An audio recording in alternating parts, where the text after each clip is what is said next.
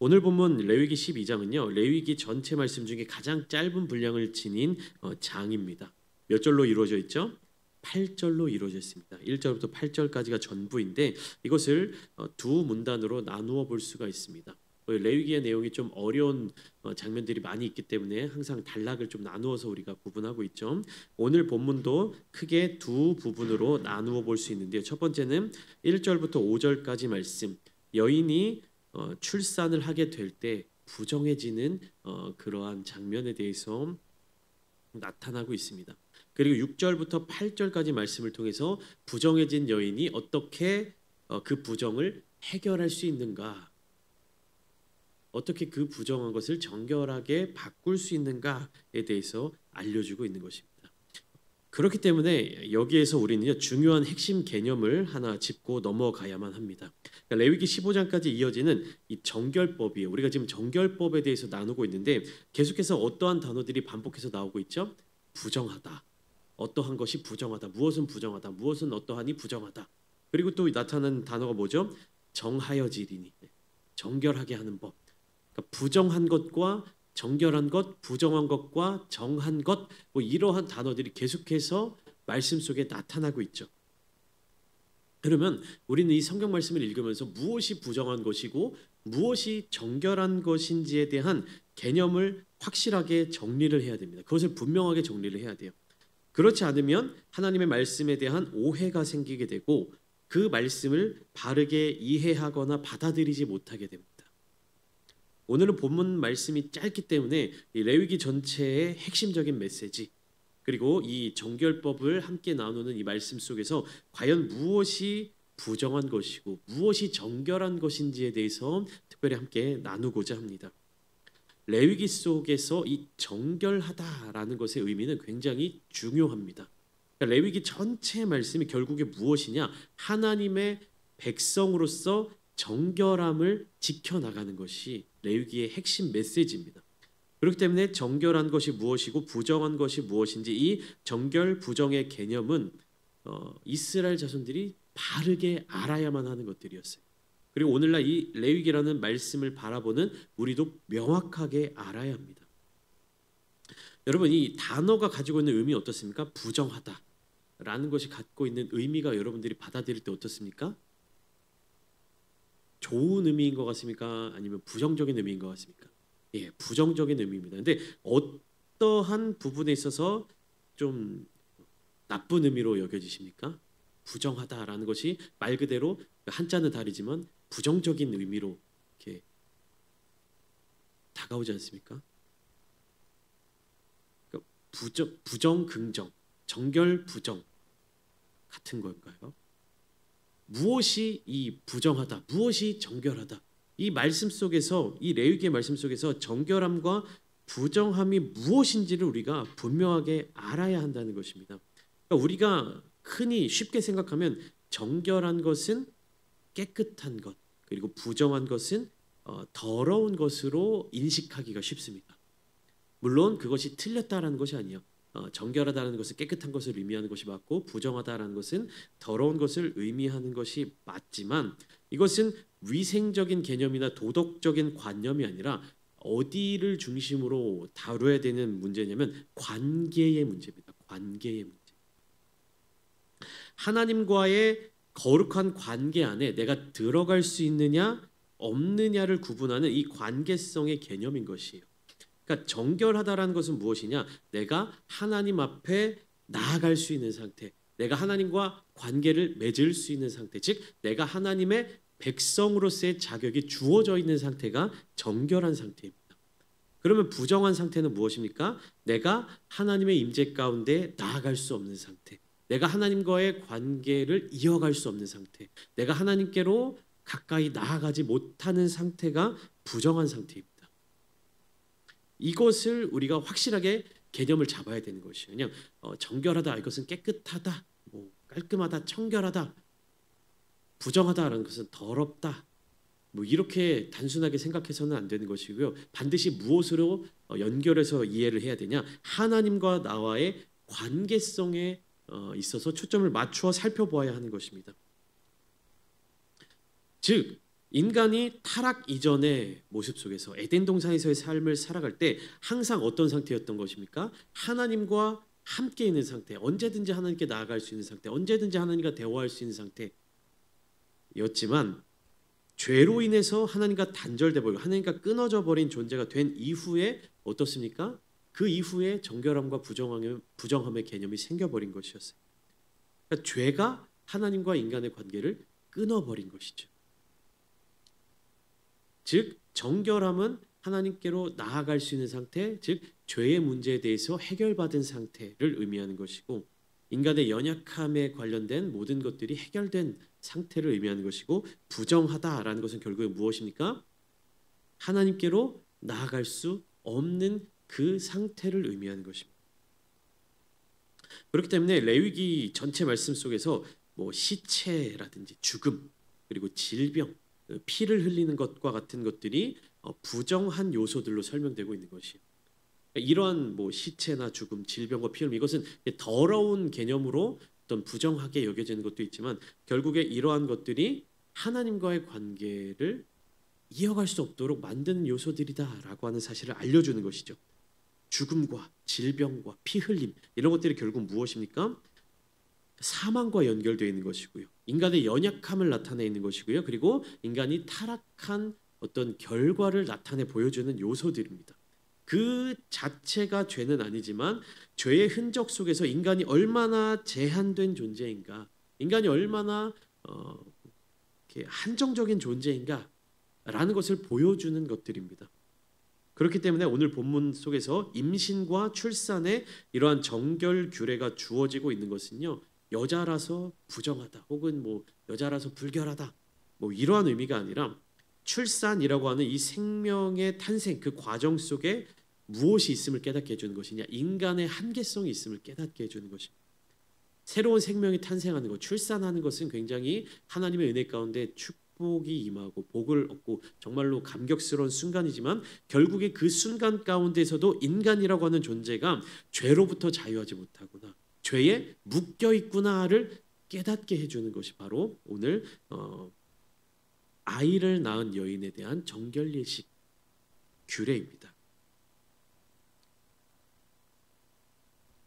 하나님은요, 그렇지만 그 부정함을 외면하지 않으시고 정결하게 하시는 길을 마련해 주시는 것이 무슨 말이냐? 이게 굉장히 중요합니다. 하나님은 인간의 부정함을 향하여서 야, 너는 더러우니까 나한테 더 이상 가까이 오지 마.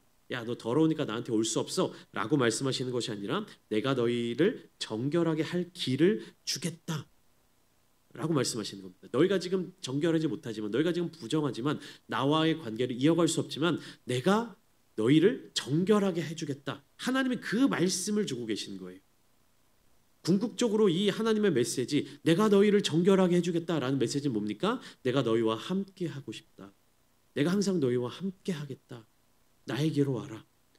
계속되는 구약 성경의 메시지, 레위기를 넘어서는 이 구약 성경 속에서 하나님이 던지시는 메시지가 바로 여기에 있는 것이요. 야, 너네는 더러운 존재야. 너희는 부정해진 존재야. 더 이상 나와 함께 할 수 없어. 저리 가. 이렇게 말씀하신 것이 아니라 부정한 너희를 나는 여전히 사랑한다. 그렇게 너희를 정결하게 하고자 한다.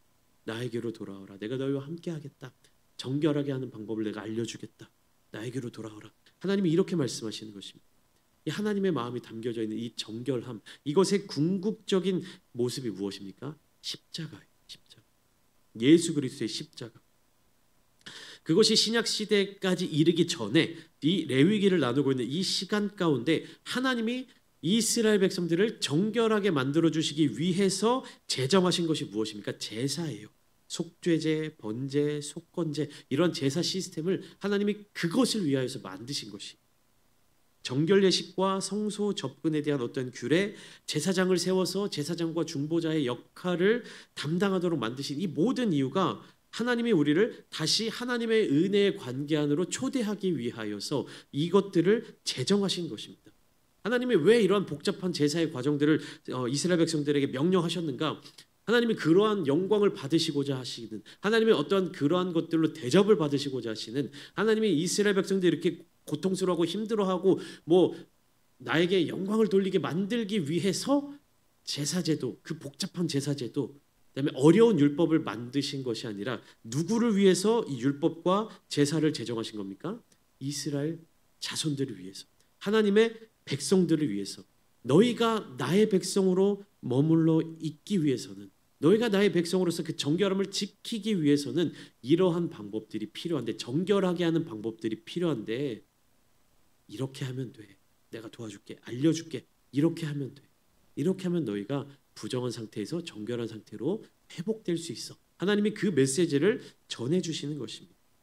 초대하고 계시는 것이에요. 너희는 이렇게 율법을 지켜라. 너희는 이렇게 규례를 지켜라. 강제하시고 억압하시고 그렇게 명령하시는 것이 아니라 무엇입니까? 끊어져 버릴 수밖에 없는 멀어져 버릴 수밖에 없는 그 관계 속으로 하나님이 다시 손 내미시고 초대하시는 거예요.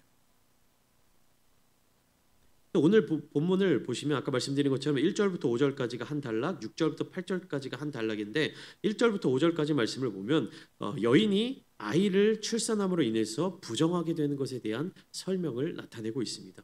2절 말씀을 보시면 여인이 임신하여 남자를 낳으면 그는 이레 동안 부정하리니 곧 월경할 때와 같이 부정할 것이며.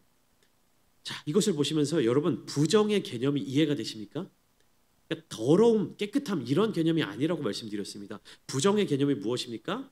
하나님께로부터 하나님과의 관계가 끊어지고 하나님께로부터 멀어지는 것. 그것이 부정이에요. 청결함의 개념이 아닙니다. 그러니까 월경할 때와 같이 부정하다라는 것은 곧 무엇을 의미하냐?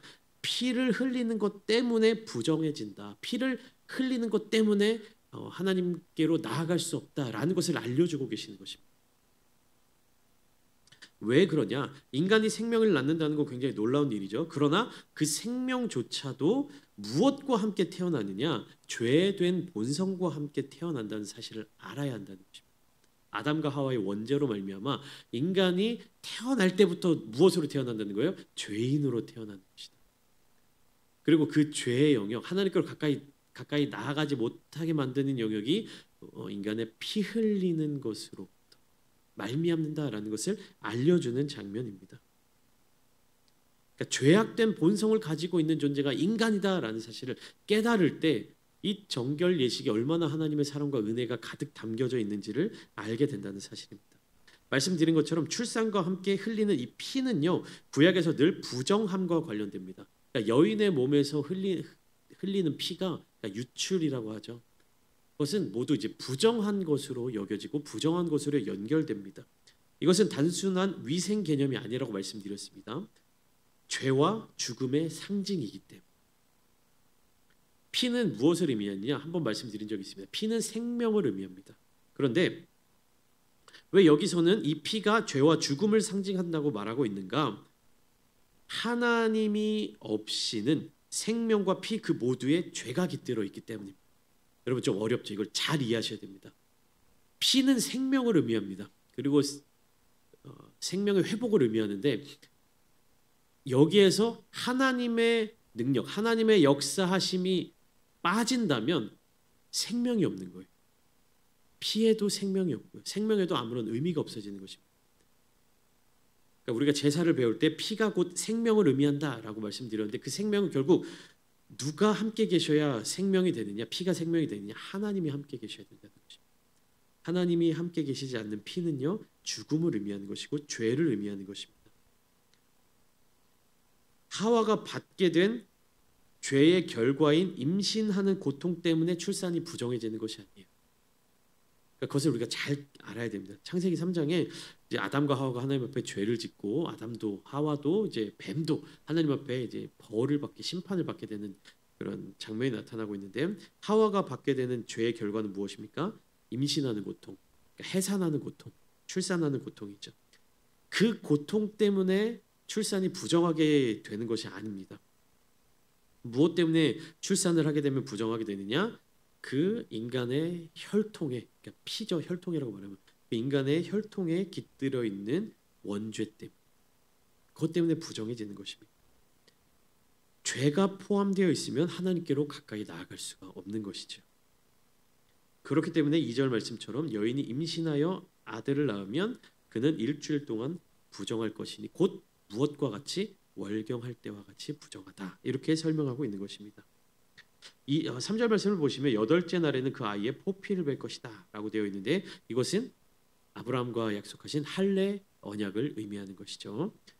남자아이는 이 할례 이후에 4절 말씀처럼 33일을 지나야 산혈이 깨끗하여져서 정결하게 됩니다. 이것은 엄마 얘기입니다. 산모 얘기입니다.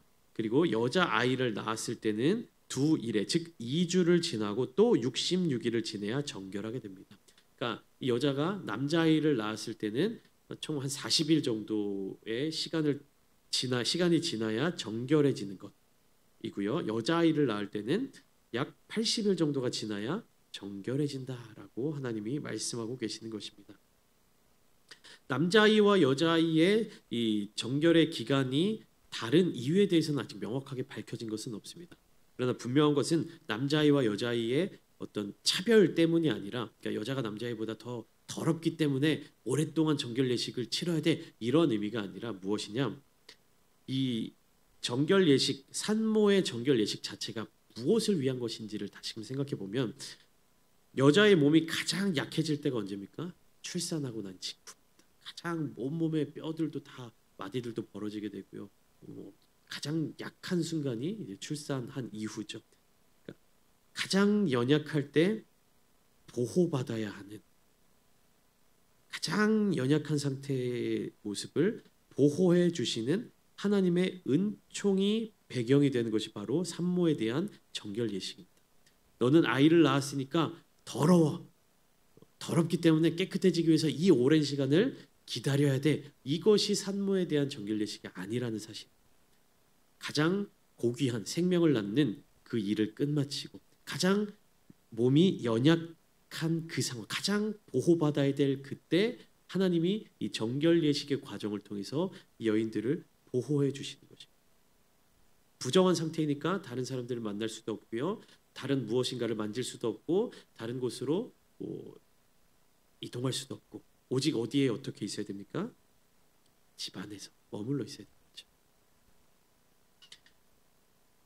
아무것도 하지 마. 아무것도 만지지 마. 너 아무 데도 가지 마. 여기 머물러 있어. 정결하게 될 때까지 머물러 있어. 최소한 며칠이 보장되어 있는 겁니까? 남자아이를 낳았을 때는 40일의 기간 동안, 여자아이를 낳았을 때는 80일의 기간 동안 산모를 보호해 준 하나님의 은총이 담겨져 있는 것입니다. 여기서 말씀드렸다시피 남녀의 차이에 대해서 정확하게 내려진 결론은 없습니다. 그러나 분명하게 나타나 있는 사실은 무엇이냐? 여성을 보호하는 것이 중점이다. 이것이 하나님의 마음. 이 당시에 수많은 이방신들의 어떤 종교나 이런 것들을 보면 항상 여자는 무엇입니까? 소모품보다 못한 가축보다 밭 갈고 이렇게 노동력이 있는 가축보다 못한 존재가 여인들이었는데 이 하나님의 정결 예식 이 규례 안에서 무엇이 나타내는 겁니까? 이 여인들을 향한 하나님의 사랑이 담겨져 있는 것을 우리가 깨닫게 되는 것입니다. 그리고 이어서 6절부터 8절까지 말씀을 보시면 이 부정해진 산모가 어떻게 정결 이 예식 기간을 끝나고 어떻게 정결하게 될 수 있느냐. 6절부터 말씀을 보시면 번제를 위하여 1년 된 어린 양, 속죄제를 위하여 집비둘기 새끼나 산비둘기를 준비하여 제사장에게로 가져가야 합니다. 그러니까 이 기한을 다 마친 여인은 어린 양 한 마리와 비둘기를 준비해서 제사장에게로 나아가 번제와 속죄제를 드려야 합니다. 왜 아이를 낳는 것이 죄가 아닌데 죄인가? 왜 속죄제를 드려야 되는가? 7절 말씀을 보시면 제사장은 그것을 여호와 앞에 드려서 그 여인을 위하여 속죄할지니 그리하면 산혈이 깨끗하리라. 그러니까 그 여인이 무엇인가를 잘못했기 때문에 그 여인이 무엇인가를 죄를 졌기 때문에 속죄제를 드리는 것이 아니라 그 여인이 흘린 피 그 자체에 죄가 있기 때문에 정결하게 하기 위한 과정입니다. 이 정결의 시간은 죄책의 시간이 아니에요. 이렇게 여인들이 출산한 여인들이 이 40일의 시간, 80일의 시간 동안 정결 예식의 그 기간 동안 난 죄인이고 나는 왜 더러운 사람이고 이런 죄책감을 갖는 시간이 아니라 어떠한 시간이라는 것입니까? 하나님과의 관계 회복을 위한 은혜를 누리는 시간이라는 것입니다. 나는 더러운 사람이니까 나는 깨끗해져야 돼. 나는 부정한 사람이니까 정결해져야 돼. 이런 죄책감으로 살아가는 것이 아니라 어떤 마음을 가지고 살아가야 되느냐?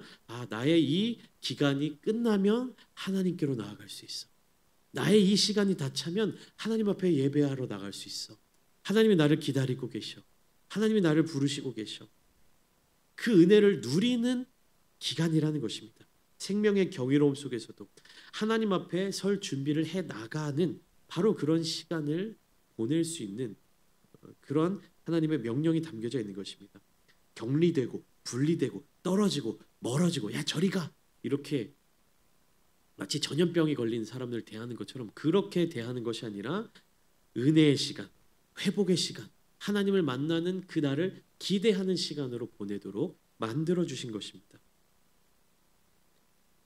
중요한 장면이 하나 있어요. 번제를 위해서 어떠한 제물이 필요합니까? 6절 말씀에 나온 것처럼 번제를 위해서 1년 된 어린 양이 제물로 필요합니다. 그런데 아이를 낳은 산모 중에 이 어린 양을 준비하지 못하는 형편의 산모들도 있지 않겠습니까? 그러한 여인들을 위해서 하나님이 8절 말씀을 더하여 명령하십니다. 그 여인이 어린 양을 바치기에 힘이 미치지 못하면 어린 양을 갖고 있지도 못하고 어린 양을 살 수 있을 만한 돈도 갖고 있지 못하다면 어떻게 산비둘기 2마리나 집비둘기 새끼 2마리를 가져다가 하나는 번제물로 하나는 속죄제물로 삼아라. 그러니까 어린 양을 준비할 수 없는 형편이 된다면 어린 양을 드리지 않아도 괜찮다. 비둘기로 대신해도 괜찮다. 나에게로 예배하러 와라. 제사 드리러 와라. 하나님이 그러한 길을 열어주신 것이 포기하지 않도록 상황과 환경으로 인하여서 하나님께 나온 것을 포기하지 않도록 좌절하지 않도록 하나님 계속해서 이끌어 주시는 것이에요. 지금 오늘 본문 말씀은 누구를 향하여서 이끌어 주시고 누구를 향하여서 그 사랑을 베풀어 주시는 하나님의 은혜입니까? 여인들을 향해서, 특별히 출산한 여인들을 향해서. 여러분, 이 말씀이 여러분들에게 은혜가 되지 않으십니까? 출산 엄청나게 고통스럽죠. 너무 힘든 일입니다. 저는 출산을 경험하지 못했지만 제 아내가 출산하는 모습을 보면서 이건 너무나도 힘든 일이구나. 너무나도 괴로운 일이구나. 아픈 일이구나. 그러나 하나님은요. 그 여인들을 향해서 특별한 사랑을 예비해 두신 것이에요. 특별한 은혜를 마련해 두신 것이에요. 여러분, 이 레위기 12장에 나타나고 있는 보여지고 있는 이 하나님의 사랑은요. 남자들은 절대로 누릴 수 없는 사랑입니다. 남자들은 절대로 경험할 수 없는 사람이에요. 오직 누구에게 주어진? 출산한 여인들에게 주어진 하나님의 특별한 사랑입니다. 출산이 고통스럽지만 어려움이 있지만 힘듦이 있지만 그 가운데서 버려졌다라고 느껴지는 것이 아니라 하나님께서 마련해 두신 특별한 은총, 하나님께서 그 산모만을 향한 특별한 사랑이 예비되어 있다. 그리고 이 사랑이 오늘날 우리들에게는 또 무엇으로 연결됩니까? 예수 그리스도의 은혜로 이어지는 것입니다. 이 구약 시대의 정결 예식은요, 잠정적이고 상징적인 것입니다. 그러니까 영원한 정결이 아니에요. 완전한 정결이 아닙니다. 진정한 정결, 완벽한 정결함은 무엇으로 말미암아 이루어지는 것입니까? 예수 그리스도의 보혈의 은혜로 말미암아 이루어지는 것입니다. 우리가 계속해서 함께 나누고 있는 이 레위기의 모든 제사 또한 결국 무엇을 나타내는 것이냐? 예수님을 향한 그림자를 나타내는 것이에요. 그러니까 이것을 통해서 예수님의 은혜를, 예수님의 보혈의 은혜를 알아갈 수 있도록, 깨달을 수 있도록, 그 방향성을 찾을 수 있도록 마련해 주시는 것입니다. 출산 후 드려야 할 번제와 속죄제 또한 예수 그리스도의 십자가의 은혜와 이어지는 것입니다. 무엇입니까? 하나님께로 나아가는 길, 하나님의 임재를 누리는 길, 그 역사를 단번에 이루신 분이 예수님이십니다. 우리는 이 예수의 피로 담대히 하나님께 나아갈 수 있습니다. 사람의 피는 부정할 수 있고 사람의 피는 죄가 가득해 있을 수 있고 사람의 피는 정결하지 못한 부분들이 있을 수 있지만 예수 그리스도의 피는요, 정결케 하는 피입니다. 예수 그리스도의 피는 하나님께로부터 멀어지게 만드는 것이 아니라 하나님께로 가까이 나아갈 수 있도록 만들어주는 보혈의 은혜인 것입니다. 사람의 피는 부정하게 하는 피지만 예수 그리스도의 피는 정결하게 하는 피입니다. 여러분, 우리 기독교는요, 우리 그리스도인들은요, 이 예수 그리스도의 피를 붙들고 살아가야 합니다. 이 피 없이는요, 우리는요 정체성을 잃어버리는 것이에요. 하나님께서 구약 성경의 말씀을 통해서 이 피의 은혜, 이 피의 은혜를 계속해서 우리에게 말씀해 주시는데, 결국에 궁극적으로 바라봐야 될 그 은혜는 무엇입니까? 예수 그리스도의 십자가 은혜입니다. 우리가 사순절을 보내고 있습니다. 사순절은 예수님의 고통만을 생각하면서 거기에 막 뭐랄까 연민을 느끼고 막 함께 고통을 느끼고 이런 기간이 아니라고 말씀드렸습니다. 예수 그리스도의 고통의 끝에 있는 것이 결국 무엇이냐? 예수 그리스도께서 고통받으시면서 흘리신 그 피의 끝에 무엇이 있느냐? 하나님과의 관계 회복이 있는 것입니다. 온전히 회복되는 하나님과의 관계, 아버지 되시는 하나님, 그분의 음성을 들으며 그분의 음성을 쫓으며 살아가야 하는 것이 바로 그리스도인들의 정체성인 것입니다. 사순절이라고 해서 뭐 금식을 뭐 해야 된다, 뭐 무엇을 뭐 미디어 금식을 해야 된다, 뭐 우리의 육신에 무엇인가를 쳐야 된다, 뭐 새벽 예배 나오라고 말씀드리죠. 여러분 잠 못 자게 만들려고, 여러분 힘들게 만들려고 새벽 예배 나오라고 하는 게 아닙니다. 그 기간, 그 시간에 더 하나님께로 나오고 하나님께로 더 가까이 나아가고 하나님과 더 깊은 관계를 맺고 하나님의 더 큰 사랑을 누리며 하나님과 더 깊은 관계의 자리 가운데로 나아가시도록 이 새벽 예배 자리, 새벽의 제단 가운데로 초청하는 것이지, 뭐 사순절이니까 너 힘들어야 돼, 예수님이 고통당하신 것처럼 너도 좀 몸이 힘들어야 돼, 이런 의미로 절대로 사순절에 이러한 뭐 말씀 묵상이라든지 기도를 권면하는 것이 아닙니다. 여러분, 정결 예식을 우리가 함께 나누고 있지만 이 정결함은요 규례가 아니에요. 더 이상 규칙이 아닙니다. 하나님 앞에 설 수 있는 자격, 하나님께로 나아갈 수 있는 은혜, 죄인으로서 죽을 수밖에 없는 우리를 예수 그리스도의 보혈의 피로 생명으로 옮겨주신, 사망에서 생명으로 죽을 수밖에 없는 우리를 천국의 그 기쁨을 경험할 수 있도록, 천국의 은혜를 경험할 수 있도록 바꾸어 주신, 우리의 정체성을 바꾸어 주신 하나님을 바라보도록 만드는 것입니다. 이 말씀들은 정결함이 하나님과의 관계 회복을 위한 영적인 여정임을 가르쳐주고 있습니다. 사랑하는 성도 여러분, 여러분들의 영적인 여정, 영적인 여행은 지금 어디를 향하여 나아가고 있습니까? 정말로 저 천국을 향하여 나아가고 있습니까? 하나님의 은혜를 향하여 나아가고 있습니까? 예수 그리스도께서 우리를 위하여서 십자가에서 그 피를 흘려서 죽임을 당하셨는데, 여러분들은 그 주님을 얼마나 붙잡고 살아가고 계십니까?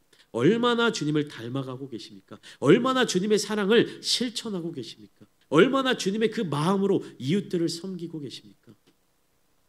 여전히 나에게만 집중해 있고, 여전히 나 자신만을 바라보고 있고, 여전히 나의 어떠함만을 추구하고 있는 신앙생활을 하고 계시는 분이 계시다면, 이 시간 주님의 보혈의 피를 기억하시면서 하나님께서 얼마나 우리들을 기다리고 계시는지, 우리를 정결케 하시기 위해서 하나님이 어떠한 대가를 치르셨는지를 기억하시며 주님께로 더 한 발자국 나아가시는 이 사순절의 기간이 되시기를 축복합니다. 하나님이 여러분들을 부르십니다.